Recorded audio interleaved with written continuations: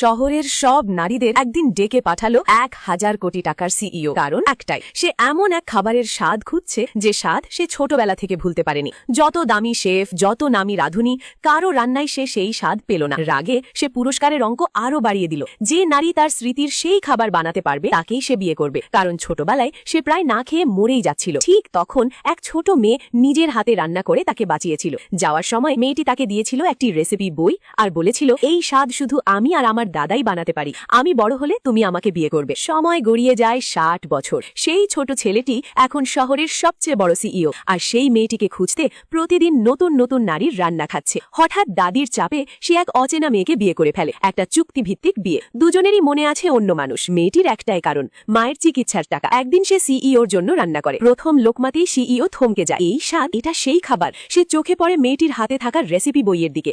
একদম হুবহু তার স্মৃতির সেই বই।